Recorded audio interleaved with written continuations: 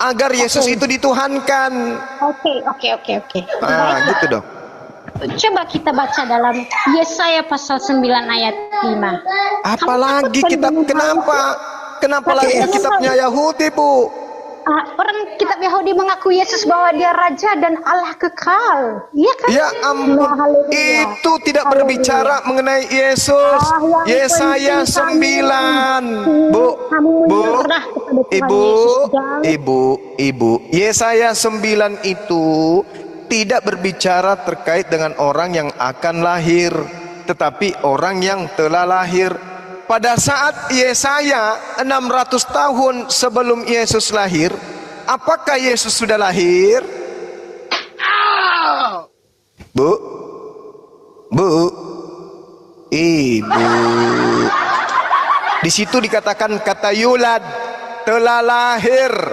Ini si penyesat Islam ini luar biasa, dia itu nipu-nipu orang. Coba baca kalau berani. Saya baca, Bu, ya, saya baca ya. Itu kan hanya kitabnya Yahudi yang Ibu ambil untuk mengajarkan ajaran setan supaya menyembah kepada manusia Yesus. Yesaya di situ tidak bercerita tentang Yesus, Bu. Di situ sedang berbicara tentang seorang bayi yang telah lahir, Bu.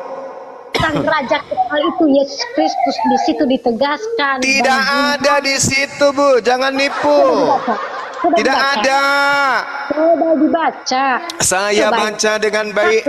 Iya. Saya tidak takut, apalagi kepada pengikut setan. Mana saya takut? Sebab seorang anak telah lahir. Telah lahir ini bahasa Ibraninya apa, Bu? Apa?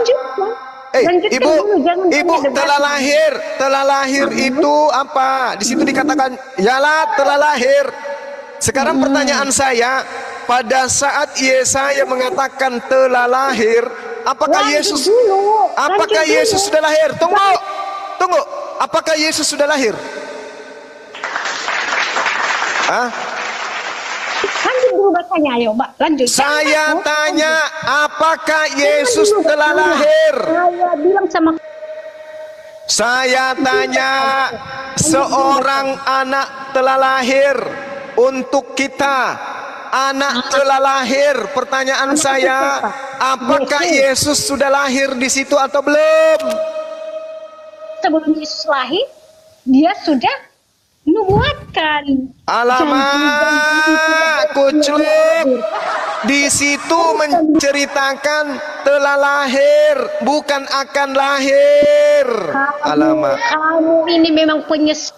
Ya ampun, yang penyesat itu ente. Anda mengambil kitab agama orang untuk mengajarkan agama Romawi Vatikan. Di situ dalilnya sudah sangat jelas. Sebab seorang anak telah lahir, bukan akan lahir. Bukan akan lahir. Ingat, Yesaya dituliskan kurang lebih 700 tahun sebelum Tuhan Anda lahir. Oke? Berarti ini bukan untuk Yesus, Cak Ayu. Seorang putra toh? Iya toh? Seorang putra itu saya juga putra, Bu. Putra di situ ditulis seorang penebus toh? Seorang putra telah lahir, Bu. Seorang penebus kan ditulis begitu. Coba dibaca dulu. Bu, kalau dalam tradisi Yahudi, Bu, tai sapi juga sebagai penebus. Ibu, kalau dalam tradisi Yahudi, tai sapi juga penebus. Oke? Kalau di dalam tradisi Yahudi, membaca melanjutkan. Ibu, saya tanya dulu, Yesus pada saat itu sudah lahir atau belum lahir? Yesus mengaku dia seorang Allah yang perkasa. Saya tanya, saya ulang lagi. Kamu itu penyesat. Di situ saya ulang lagi, Ibu, saya ulang lagi. Pada saat Yesaya menuliskan Yesaya 9, apakah Yesus telah lahir atau belum lahir? Bu, takut membacanya, saya tidak akan lanjut karena Ibu, saya tahu kamu punya. saya Jangan tanya menyebut dulu, iman orang Kristen. apakah Satu pada doktrin saat Yesaya menuliskan kitab ini, Yesus telah lahir atau belum lahir? silakan dulu baca Belum. lanjut. Nanti penjelasannya ada. Kenapa Anda suruh saya membaca? Saya tanya dulu, Yesus pada saat Yesaya menulis, apakah Yesus sudah lahir atau belum lahir? Belum. Di situ dijelaskan di dalam Alkitab 9 pasal 5 itu sampai seterusnya bahwa kisah Yesus itu dinubuatkan juga dalam perjanjian lama sebelum Yesus lahir. Coba diteruskan bacanya, di situ tertulis. Pertanyaan saya, pertanyaan saya, dengarkan pertanyaan saya. Pada saat Yesaya menulis kitabnya, apakah Yesus telah lahir atau belum lahir? Belum lahir. Jangan di situ yang jawab, apa sih? Ente kan bukan Ibu Rinda penyesat ini. Yang saya tanya si kucluk ini. Jangan dijawab. Coba, wanita penyesat. Wahai perpanjangan tangan setan. Saya ulang lagi, kalau tidak Anda turun. Penyesat, wanita penyesat dunia, saya tanya. Yesaya 9 nomor 6, di situ dikatakan sebab seorang anak telah lahir. Pertanyaan saya, pada saat Yesaya menuliskan kitabnya, Yesus telah lahir atau belum lahir? Jawab. Kebohongan kamu malam ini. Jangan di-mute Mak Lampir ini, biarkan dia ngomong. Seorang kafir. Yang kafir itu kamu. Oke, saya jawab. Oke ya, tenang. Saya jawab. Saya tidak lari dari kontes kalian. Yesus kenapa sih ada di dalam Yesaya padahal dia belum lahir? Bukankah Yesus itu seorang penggenapan hukum Taurat dan hukum moral? Saya tanya dulu. Pertanyaan saya apa Mak Lampir? Mak Lampir yang saya tanya, Mak Lampir yang saya tanya, Mak Lampir dengarkan, Yesus ini sudah lahir atau belum lahir pada saat Yesaya menulis kitabnya? Itu loh Bu.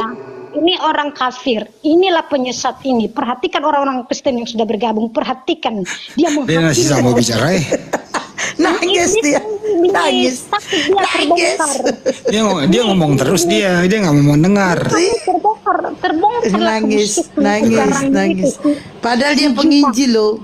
Penginjil gila, penyesat. Ya, kamu penginjil. Suaminya pendeta loh Bang. Pendeta gila, penyesat. Kamu penginjil gila. Saya tanya sama ibu ini apa? Yesaya 9 nomor 6 itu bercerita tentang orang yang sudah lahir atau belum lahir. Atur dulu mulutmu kalau ngomong dulu. Kalau kamu ya kamu itu manis-manis tapi nipu buat apa? Orang bilang penipu kamu itu buat apa? Buat apa? Buat apa? Takut membacakan. Buat apa? Kamu itu makanya kamu belajar dulu. Iya. Paham? Kamu tahu tidak perbedaan antara telah lahir dengan belum lahir? Masa? Kamu tahu sama teman? Masa? Kamu bilang teman saja sih. Saya ini sudah 50 akal. Orang sakit ini. Lahir sama apa beda? Permen Gojek harus masuk ini. Permen Gojek masuk, permen Gojek. Kasih tahu dulu permen. Wahai teman-teman Kristen, dengarkan ya. Di sini tidak ada unsur penghinaan ya. Kenapa saya panggil dia Mak Lampir? Karena dia penyesat. Dalilnya mengatakan sebab seorang anak telah lahir untuk kita. Pertanyaan saya, kalau ini untuk Yesus, apakah saat itu Yesus telah lahir atau belum lahir? Sederhana kok. Lanjutkan bacanya, di situ nanti mau terjawab. Dilanjutkan atau tidak? Yang kita tanya, Yesus telah lahir atau belum lahir? Berarti kamu takut, di situ nanti dibacakan. Bukan saya takut. Bukan saya takut. Yang saya tanya, Yesus sudah lahir atau belum lahir? Luar biasa lahir. Ya radio rusak ini Bu ini. Luar biasa juru selamatku. Haleluya. Gila sendiri aja, ngapain ngajak-ngajak? Mau halilin, mau haliluda, nggak ada urusannya. Yang kita tanya itu Yesus sudah lahir atau belum lahir? Ini takut baca semua. Radio rusak. Mama Ya, cobalah. Mana dalilmu, mana kehebatanmu yang luar biasa. Kalau Yang saya kan tanya kalau memang pertanyaan saya sederhana tahu. loh. Lah, Yesus Dia nggak belum mau- lahir. dia nggak mau sebelum mendengarkan saya. ini nggak mau. Iya, Begini, begitu. Yang saya tanya ini kan di sini dengarkan, Bu, Ibu, dengarkan saya, Bu, dengarkan saya sebelum Ibu saya turunkan, dengarkan ya Bu ya. Ini Terserah dalil. mau turunkan saya. Ini dalil, Bu, ini dalil bercerita tentang seorang anak yang telah lahir, bukan akan lahir. Untuk mengetahui siapa yang disebut lambang pemerintahan ada di atas bahunya, namanya disebut orang penasihat ajaib, Tuhan yang perkasa, Bapa yang kekal, Raja damai dan seterusnya itu, Ibu, kita harus tahu dulu apakah Yesus sudah lahir atau belum lahir pada saat Yesaya 96 ini dituliskan. Itu loh Ibu. Tidak mendengar Kika Ibu. Astaga.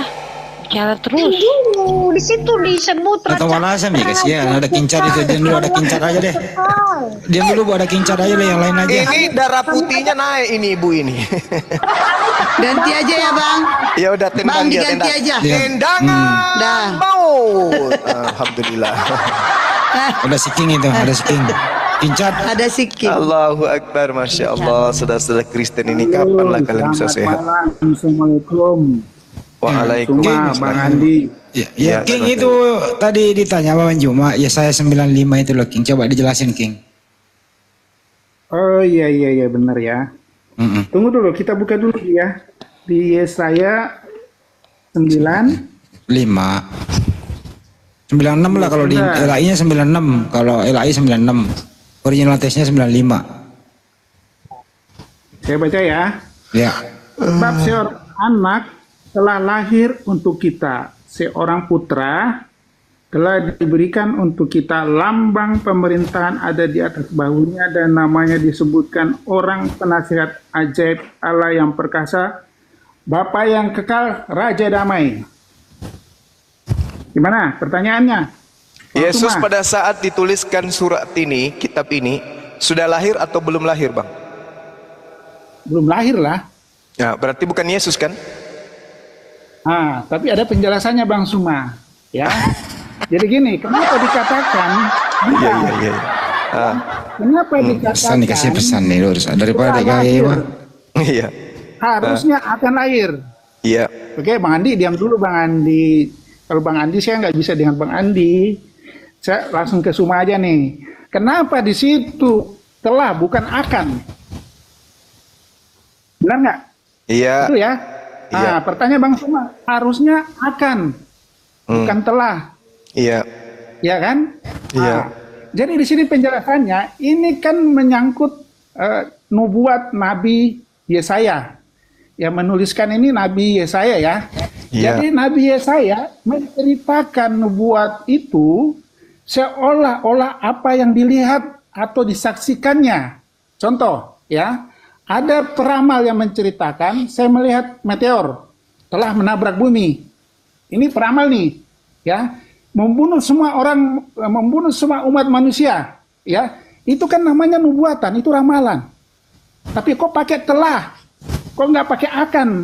Karena peramal menempatkan diri menceritakan dari sudut pandangnya, dalam penglihatan dia telah melihat bumi ditabrak meteor itu. Jadi itu menurut penglihatannya dia. Jadi disimpulkan bahwa nubuat yang akan terjadi, ya, karena kita mengetahui bahwa manusia itu kan dicerita di situ kan belum punah waktu ditabrak meteor. Jadi ini ramalan. Jadi akan dia menyaksikan itu akan terjadi. Jadi itu maksudnya Bang Suma. Oke. Jelas ya? Oke.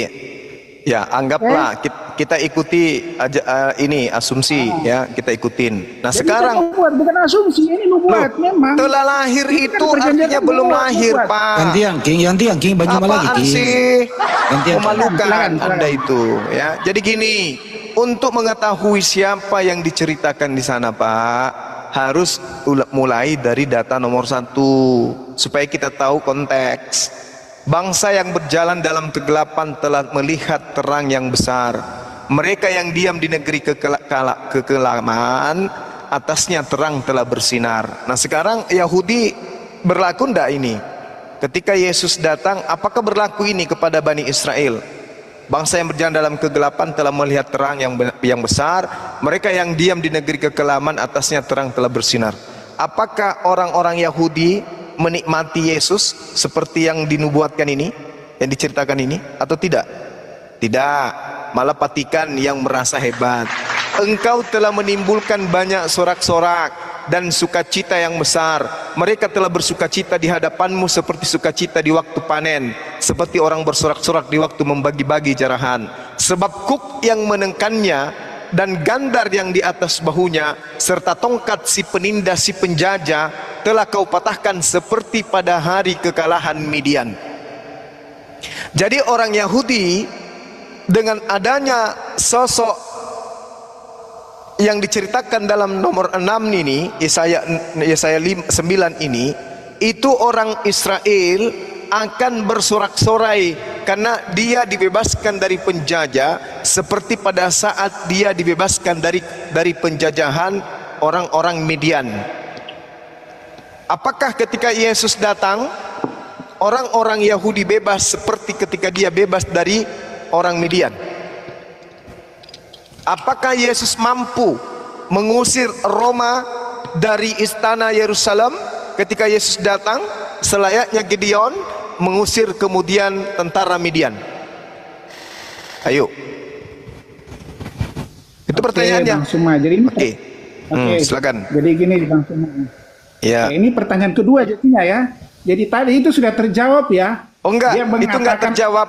Itu telah. hanya asumsi Anda, asumsi. Oh bukan asumsi Bang. Ini saya sanggah. Ini saya Bentar, Bang sanggah. Suma, gantian. Saya sanggah. Bang Suma, Sebab kuk gantian yang juga. menekan, Gantian. dengar. Sebab kuk yang menekannya dan gandar yang ada di atas baunya serta tongkat si penindas telah kau patahkan. Telah berarti sudah terjadi seperti pada hari kekalahan Midian. Siapa yang berhasil mengalahkan Midian? Raja siapa dari Yehuda yang berhasil kemudian mengusir tentara Midian? Gideon.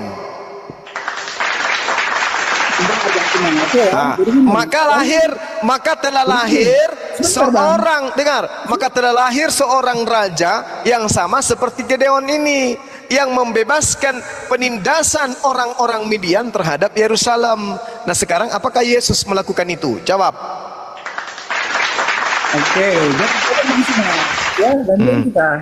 Ya. Ini, jadi saya perjelas lagi ya supaya kalian dengar semua ini. Ini secara logika sederhana aja kok ini. Pakai akal-akalan ente. Saya pakai dalil.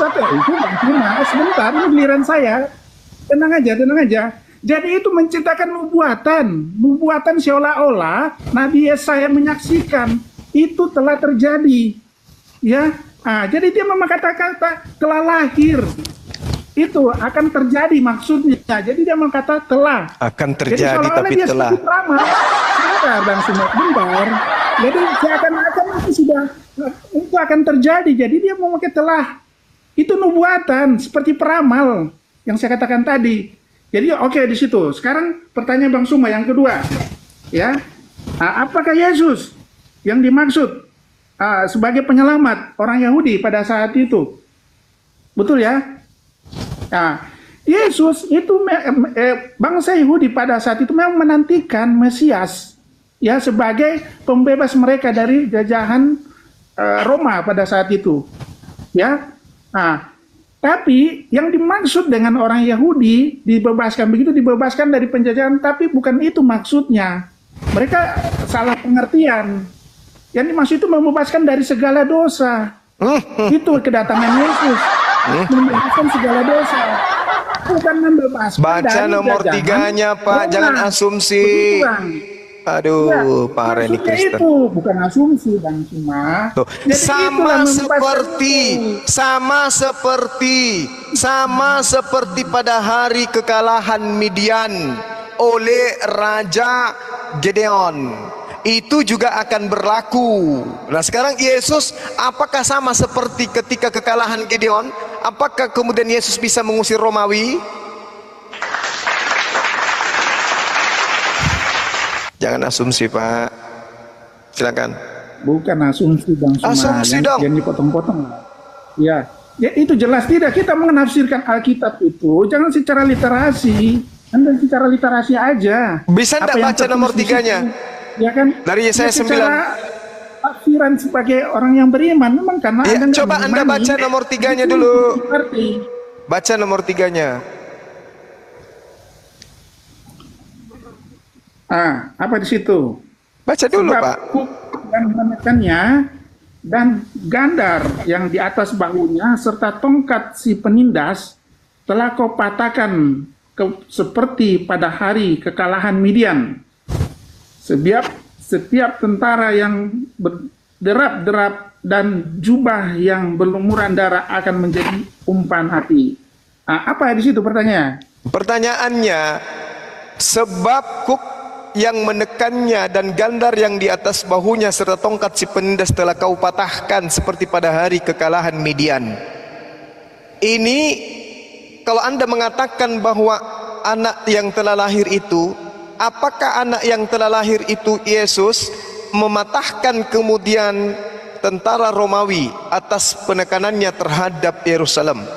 Karena di sini dikatakan seperti pada hari kekalahan Midian. Apakah Yesus melakukan itu? Jadi gini Bang Suma, memakai kata seperti itu seakan keadaan mematahkan seperti keadaan, ya seperti yang secara literasi, ya. Tapi Yesus itu membebaskan manusia dari ikatan dosa. Itu jauh lebih Kenapa di situ. larinya ke dosa, Pak? Di sini tidak berbicara dosa, Pak. Karena menyelamatkan Pak, manusia dari dosa, kedatangan Yesus Bang Suma. Pak, inilah Jadi kalian ya. seperti Inilah melepaskan kalian. mereka dari penjajahan. Inilah kalian. Inilah kalian. Kenapa larinya ke dosa? Hakim-Hakim 6 nomor 1, Israel telah membuat kekejian di mata Tuhan sehingga mereka bangsa Israel diserahkan kepada bangsa Midian selama 7 tahun. Di situ Yesaya kemudian menjelaskan, menggambarkan kekuatan dan bantuan Elohim kepada bangsa Israel yang melawan bangsa Midian melalui Gideon.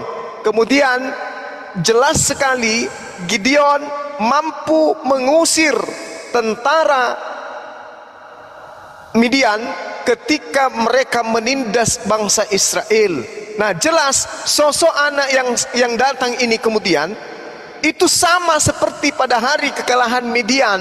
Beliau mampu membebaskan kemudian Israel dari penekanan bangsa lain, bukan dari dosa, Pak. Jangan ngadi-ngadi, nipu-nipu. Ayo. Ayo. Ayo, Pak. Jangan nipu-nipu, Pak. Tidak bagus. Aku mute, buka mute-nya, buka. Habis kamu ngerocos terus, Tri. King Rick. Coba. Nah, udah. Ya, oke, diam, gantian. Jadi gini, yang disampaikan tadi ya, itu sebagai gambaran bahwa melepaskan mereka dari penindasan kedatangannya Yesus ke Apa dunia. hubungannya, Pak? Ya, Pak. jelas. Jangan Melepaskan akal-akalan, manusia dari Pak. ikatan dosa.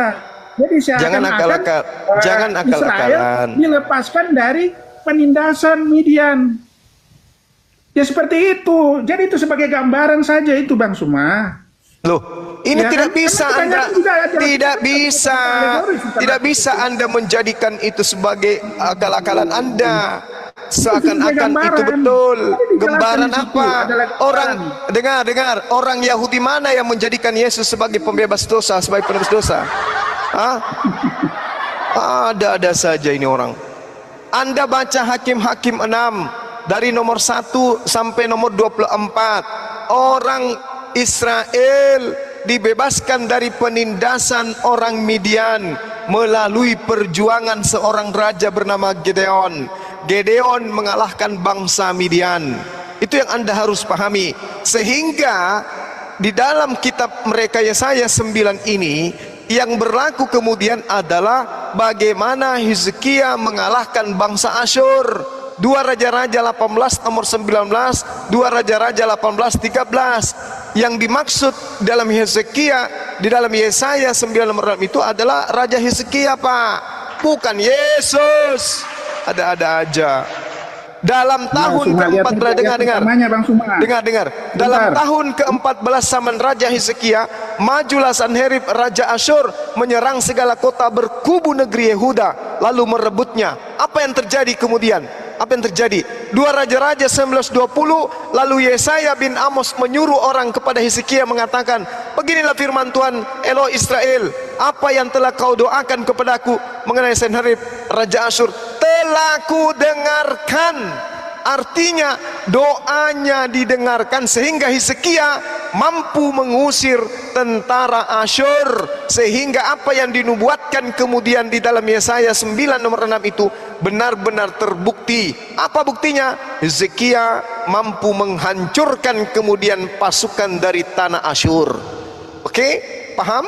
Jadi Yesaya ini itu adalah tragedi kemenangan yang terjadi atas musuh-musuh Yerusalem, orang Israel, yang terjadi pada masa Midian, terjadi lagi pada masa itu. Diceritakan dalam Raja-Raja bahwa Raja Hizkia berdoa kepada Allah untuk melawan Asyur. Apa yang terjadi? Mujizat datang. Lagi-lagi dalam waktu semalam 185 musuh dihancurkan dalam cerita itu. Jadi siapa anak yang dimaksud di sini? Yesus atau Hizkia?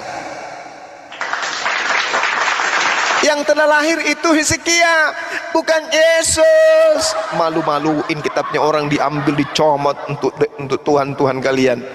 Pahami itu, Bang, bahwa bukan untuk Yesus. Itu Hizkia mampu melepaskan orang-orang Israel dari tekanan Asyur, seperti Gedeon mampu mengusir tentara Midian untuk membebaskan kemudian orang-orang Israel dari tekanan. Jadi Gedeon berhasil mengusir Midian, Hizkia berhasil mengusir Asyur. Yesus berhasil mengusir siapa? Nyamuk. Enggak cocok. Jangan Anda ambil kitabnya orang untuk mendudukkan Tuhan Anda yang dia menuliskan. Memang Hizkia telah lahir masih bayi pada saat itu. Begitu, Bang. Kalau kita diskusi gantian lah, bagus kita atur waktu lah, Bang Suma, supaya tidak dipotong-potong. Anda paham nggak apa yang saya sampaikan? Anda paham nggak apa yang saya sampaikan? Saya menjelaskan, Anda potong-potong, saya di-mute. Enggak. Kalau mau saya tanya dulu, Anda paham tidak apa yang saya jelaskan? Saya paham, hanya Anda menjelaskan, ceritakan penafsirannya literasi apa yang tertulis, tidak seperti bukan saya sedang mentafsirkan. Gitu, Bang. Saya tidak sedang mentafsirkan, Pak. Saya sedang memberikan bukti akurat. 3 menit lah. Kita mau diskusi yang pas ini, ya. Termasuk yang belum selesai ini kemarin si Nandar. Kayak berilmu aja. Nandar tentang roh kebenaran. Bang Suma bisa berani roh kebenaran? Apa? Yang dia saya 16 ayat 13. Di situ kan Anda membawa itu adalah bagian. Yesaya 16. Yohanes 16 ayat 13. Ya, ini Anda kemarin nggak berani berarti saya. Oke, saya layani Anda. Saya layani, silakan. Kita berdua, Bang Suma ya. Boleh. Bagus ya. Silakan. 3 menit ya. Ya. Oke. Saya dulu atau Bang Suma dulu? Anda dulu. Bang Suma dulu. Silakan. Anda dulu. Oke, saya bacakan dulu ya. Yes. Di Yohanes 16 ayat 13.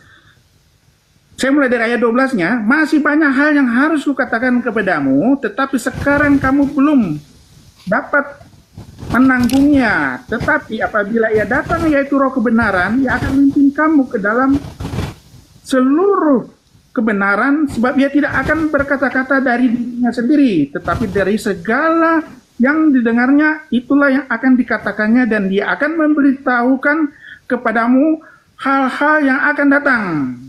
Ia akan memuliakan aku, sebab ia akan memberitakan kepadamu apa yang diterima dari padaku. Karena segala sesuatu yang Bapa punya adalah aku punya, sebab itu aku berkata, Ia akan memberitakan kepadamu apa yang diterimanya daripadaku. Di sini Mandar ini sudah ada 3 atau 4 bulan itu diulang-ulang terus di tiap live-nya dia, ya. Itu diulang-ulang dikata-katakan terus, ya. Dia berdebat sama beberapa pendeta juga, ya. Akhirnya setelah aku amati, aku bisa mematahkan dari ayat di Qurannya sendiri, ya. Nanti aku ambil ayatnya, ya. Nah, di situ katanya itu menyangkut baginda, bukan menyangkut Roh Kudus. Kalau menurut kami di situ adalah Roh Kudus, ya. Tapi menurut Sinandar itu terlalu dipaksakan kalau dikatakan itu adalah baginda. Itu jelas penafsiran absurd sekali. Sementara itu aja dulu Bang Suman. Oke. Saya kasih Bang Suman. Sekarang aja. saya tanya. Silakan. Sekarang begini, Roh Kudus itu sudah ada sebelum Yesus terangkat atau belum ada? Itu dulu poinnya. Nangis duluan, lebih baik nangis duluan, nanti pakai tisu. Saya tanya Anda, Roh Kudus itu datang setelah Yesus terangkat ke langit atau Roh Kudus itu sudah ada? Ayo. Yesus kan mengatakan pada saat dia sebelum terangkat, dia akan memberikan kamu suatu roh penghibur. Ya. Pertanyaan saya, dengar. Lebih baik Anda nangis duluan daripada nangis belakangan. Pertanyaan saya gini. Nggak usah narasi Bang. Enggak, daripada kasihan kalau nanti panjang lebar ujung-ujungnya Anda nangis, mending Anda nangis duluan. Kan Yesus mengatakan, kita diskusi santai aja. namun benar yang kukatakan ini kepadamu adalah lebih berguna bagi kamu jika aku pergi, sebab jikalau aku tidak pergi, penghibur itu tidak akan datang kepadamu, tetapi jikalau aku pergi, aku akan mengutus dia kepadamu. Pertanyaan saya, apakah Yesus sebelum pergi Roh Kudus itu belum ada? Jawab. Itu sesuai dengan tadi. Sesuai dengan ayat Alkitab itu. Dia berangkat. Jangan pakai jurus Paulus yang saya tanya. Tidak jurus Paulus. Jangan Itu pakai sudah jurus jelas. Paulus. Yang saya tanya, dengar, bukan yang saya tanya ini Pak, bukan tentang penghibur. Yang saya tanya ini tentang Roh Kudus. Pertanyaan saya kepada saudara, apakah Roh Kudus belum ada di atas bumi ini sebelum Yesus pergi atau sudah ada? Jawab. Bang Suma, saya mengikuti apa yang tertulis di Alkitab Bang Suma. Ya. Saya tanya Yesus apa mengatakan, Bang? Aku akan mengutus roh Mengutus penghibur. apa? Mengutus Itu, apa? ya itulah roh kebenaran. Ya, itulah roh kebenaran. Nah sekarang permasalahannya, kalau Anda mengatakan itu adalah Roh Kudus, pertanyaan saya, apakah Roh Kudus belum ada sebelum Yesus terangkat ke langit? Ayo pakai tisu. Ini Bang Suma ya. Dengar. Dengar dulu, diam dulu, Bang Suma, diam dulu, jangan kejang-kejang gitu, ya. Di Tritunggal, di kekristenan, ya, Allah Bapa adalah sumber. Saya Yesus tidak adalah tanya firman-Nya, konsep pagan, ya. Pak. Roh Kudus adalah rohnya dia. Jadi, Allah, sebentar Bang, bagaimana Anda bertanya? Saya tidak tanya. Saya tidak tanya tentang konsep pagan Anda. Ingat pertanyaan saya, kata Yesus, sebab jikalau aku tidak pergi, penghibur itu tidak datang. Kalau Anda mengatakan itu adalah Roh Kudus, berarti Yesus belum tahu Yesus belum ada Roh Kudus pada saat itu. Dia harus pergi dulu baru ada Roh Kudus. Kalau itu penghibur sama dengan Roh Kudus. Pertanyaan saya, apa betul Roh Kudus belum ada kepada Yesus ketika Yesus datang di tengah-tengah muridnya? Apakah Roh Kudus belum ada pada saat itu? Jawab pakai tisu. Ini ya. Kan tadi saya sudah katakan, ya. Tritunggal itu adalah Bapa. Kenapa lari ke situ, Pak? Saya tidak sedang berbicara mengenai konsep pagan. Yang saya tanya, Pak, yang saya tanya tentang Yesus, bukan pagan. Kalau yang Anda Tritunggal, Trinitas, Trikwek-kwek, Trimurti, Trisula, saya nggak tanya pagan-pagan itu. Yang saya tanya Yesus dengan Roh Kudus. Kan Anda mengatakan bahwa yang dimaksud penghibur adalah Roh Kudus. Berarti kalau demikian Roh Kudus belum ada. Yesus harus pergi dulu baru ada Roh Kudus. Apakah betul? Tidak, Roh Kudus sudah ada sebelum. Alhamdulillah. Roh Kudus sudah ada. Berarti yang dimaksud Yesus di situ bukan Roh Kudus, Cak Ayu. Alasannya apa? Alasannya coba Bang Alasannya Suma. karena Roh Kudus sudah ada. Yohanes 20 nomor 22. Dan sesudah berkata demikian, Yesus menghembusi mereka dan berkata, terimalah Roh Kudus. Jedar. Sedangkan di dalam Yohanes 16 nomor 7 dikatakan, sebab penghibur itu tidak akan datang kalau aku tidak pergi. Berarti penghibur bukan Roh Kudus. Oke, sepakat? Tidak sepakat. Sepakat? Tidak sepakat. Berarti Anda beleng-beleng. Tidak. Jadi dengar. Roh Kudus itu sudah ada. Tapi selama Yesus ada di dunia, dia memberitakan pengajaran semua, ya. Dan setelah dia terangkat, ada roh yang akan yang akan menemani. Apa itu roh apa lagi? Ya itulah roh penghibur, roh kebenaran. Sekarang gini, tadi sudah kubilang lebih baik Anda nangis di awal daripada nangis di penghujung. Oke, sekarang Anda jelaskan di mana hubungannya baginda Nabi dengan roh kebenaran. Coba, di mana? Anda sudah paham ya bahwa ternyata Anda salah. Di sini adalah roh, itu sudah berbeda. Pertama, itu baginda bukan roh kan? Ya, Anda sudah mengakui, Anda sudah paham bahwa Anda mencoba untuk mengatakan bahwa Roh Kudus itu adalah penghibur, ternyata bukan. Oke, sekarang saya masuk. Coba jelaskan. Kamu ingin tahu apa kaitannya? Oke, baik. Satu manusia, satu roh, itu sudah berbeda, itu saja sudah berbeda. Kita baca dulu 1 Yohanes 4 nomor 1 sebagai terapi awal untuk Anda. Saudara-saudaraku yang kekasih, janganlah percaya akan setiap roh, tetapi ujilah roh-roh itu apakah mereka berasal dari Allah, sebab banyak nabi-nabi palsu yang telah muncul dan pergi ke seluruh dunia. Yang dimaksud roh-roh yang mau diuji ini apa? Roh atau nabi? Jawab.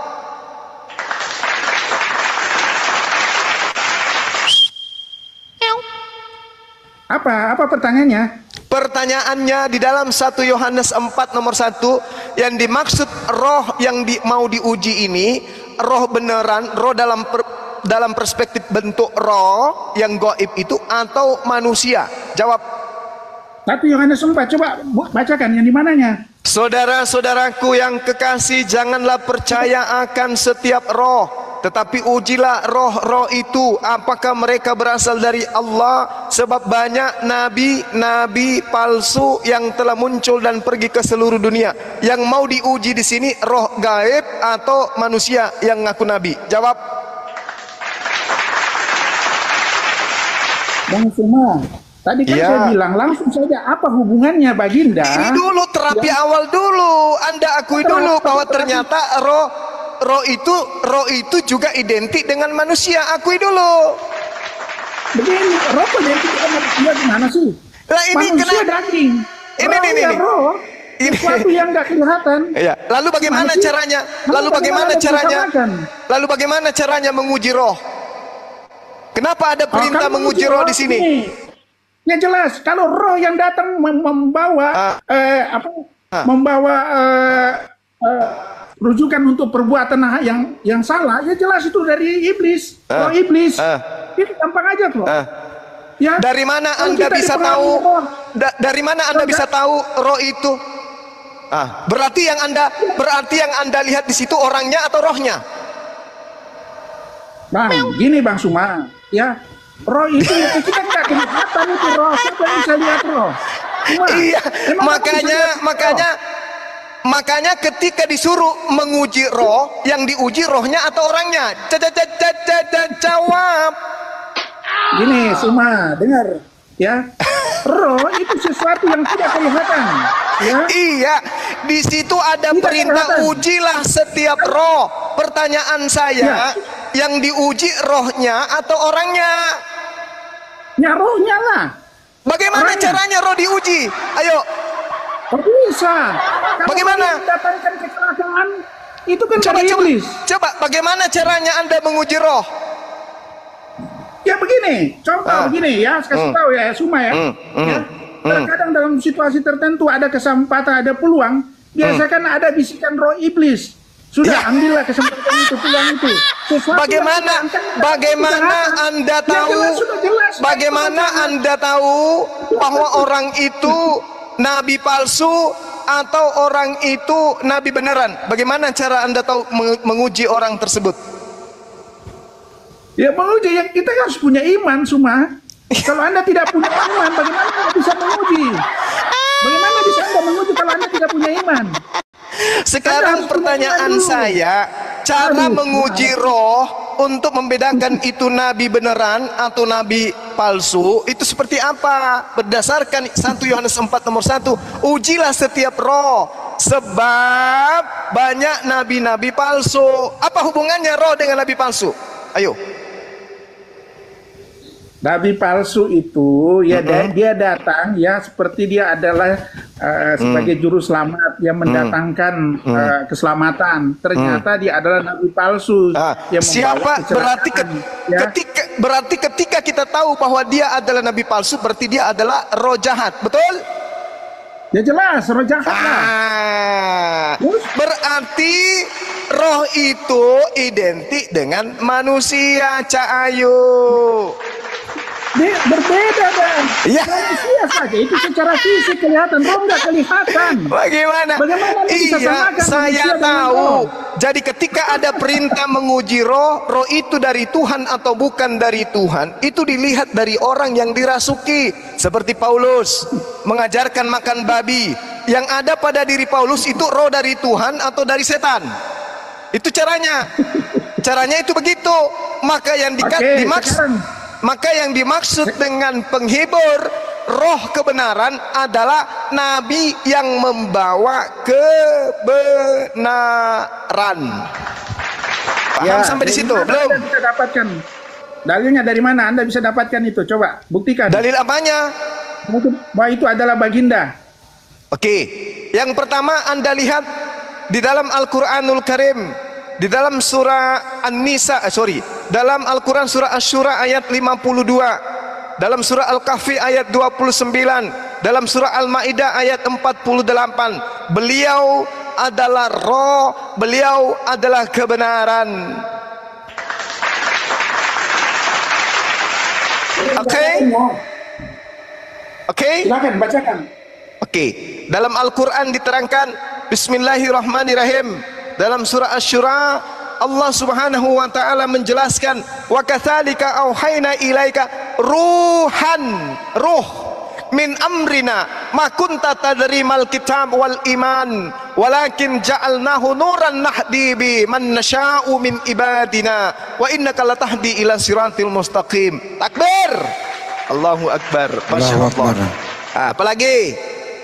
Terus gimana hubungannya coba? Dengan ayat Rasulullah Muhammad sallallahu alaihi wasallam kemudian didatangkan oleh Allah di atas muka bumi ini untuk membimbing seluruh umat manusia ke dalam kebenaran. Wa kasalika wahayna ilaika ruhan min amrina.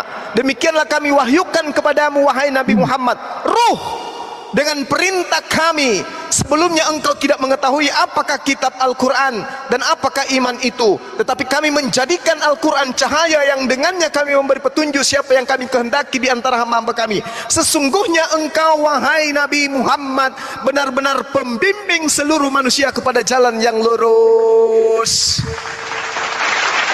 Oke? Jadi Nabi kebenaran adalah membimbing manusia kepada jalan yang lurus. Maka ajaran Islam Anda lihat sempurna, mengajarkan manusia menjalankan hukum-hukum di mana hukum itu berkaitan dengan apa yang Allah perintahkan di dalam kehidupan manusia.